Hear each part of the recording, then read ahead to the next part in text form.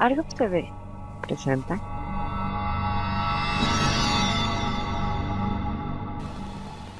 Hola, ¿qué tal a todos? Es irónico pensarlo así, pero los primeros cristianos fueron acusados de ser ateos y subversivos. De hecho, en ellos se practicaron todas las ofensas y acusaciones que aprenderían también para aplicarlas posteriormente. Y es que tanto la religión romana como la cristiana terminarían unidas para sobrevivir juntas a los embates de lo que estaba por llegar.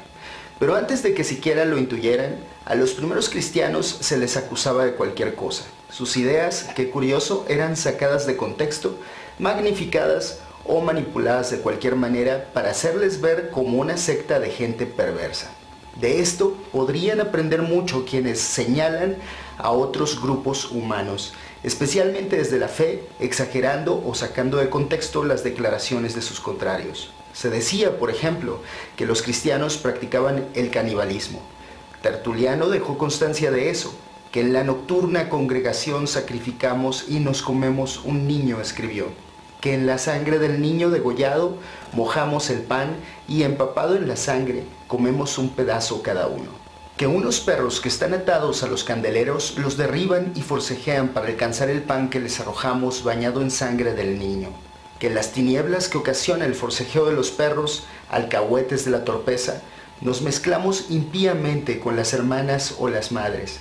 De estos delitos nos pregona reos la voz clamorosa popular, y aunque ha tiempo que la fama los imputa, hasta hoy no ha tratado el Senado de averiguarlos. Hoy todos sabemos de qué se trataba todo esto, de la comunión, donde simbólicamente beben la sangre y comen la carne de Jesús. Claro que lo deformaron, era una especie de leyenda urbana. Ya antes los griegos decían igual de los judíos. Se les conoce como libelos de sangre. Apión en el siglo I después de Cristo fue quien lanzó la primera acusación, al menos hasta donde sabemos. Claro que los antiguos romanos también tuvieron rituales de sangre. El culto a Mitra, por ejemplo, un dios casi hermanado con el mito de Jesús de Nazaret. Bebían la sangre de un toro para conmemorarlo. Aunque visto desde una perspectiva psicológica, sí que bebían sangre y comían carne humana. Eso representaban el vino y el pan. Eran parte de un ritual que suavizaba, por decirlo de alguna manera, una costumbre presente en muchos pueblos y muchas culturas. Y al final, por cierto, los cristianos harían lo mismo con los judíos en Europa.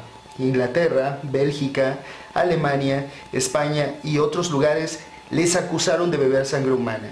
Espero hablar pronto de eso. Otra acusación fue que practicaban el incesto, como decía Tertuliano, y esto tuvo su origen en algo muy simple. La gente escuchaba a los cristianos llamarse unos a otros hermanos y hermanas, incluyendo las parejas casadas. Estas acusaciones, por cierto, así de escandalosas, me recuerdan mucho a las acusaciones que los cristianos hicieron de los caballeros templarios. Renegar de Jesús, pisar sobre la cruz de Cristo en sus ritos y practicar la sodomía y el bestialismo. Pero, ¿por qué ateos? Bueno, entender eso también es sencillo. Ateo proviene del griego ateoi y significa sin Dios. Y en aquel momento era una palabra peyorativa que equivaldría a malvado o maligno. Esta palabra, por cierto, fue utilizada por ambos bandos, romanos y cristianos, aunque si lo pensamos un poco, ambos tenían la razón. Es más, aplicándola en un sentido estrictamente lógico, todos somos ateos de la religión que no profesamos. Los romanos eran ateos del dios cristiano y los cristianos de los dioses romanos. Pero entonces, ¿cuál fue el problema? Pues justamente la idea más original que tuvieron las religiones que surgieron del Antiguo Testamento y que una vez en Roma, el cristianismo eligió abandonar. Las religiones romanas y griegas usaban estatuas de sus deidades y era algo normal adorarlas. En cambio, los cristianos no tenían una representación física de su Dios. ¿Era esto motivo suficiente para perseguirlos? En realidad, no. Los romanos eran tolerantes a otras religiones. El problema venía de la mano con la acusación de que los cristianos eran antisociales y subversivos. Resulta que los romanos tenían algo que se conocía como culto imperial y que no era otra cosa más que una relación que posteriormente también tomaría la iglesia cristiana entre el emperador y la divinidad. El emperador romano prácticamente podía declararse hijo de algún dios y no pocos emperadores ya fallecidos como Augusto, Tiberio, Calígula y Claudio habían sido venerados como dioses. Eso los cristianos no podían tolerarlo, Pero si no era suficiente, se les veía con malos ojos. Prácticamente su fe se basaba en la desobediencia a Roma. Jesús era un sedicioso que había sido crucificado. Además, entre los primeros cristianos había, como es de esperarse, muchos judíos, y los judíos habían provocado la revuelta del año 70 en Judea, que culminó con la destrucción de Jerusalén.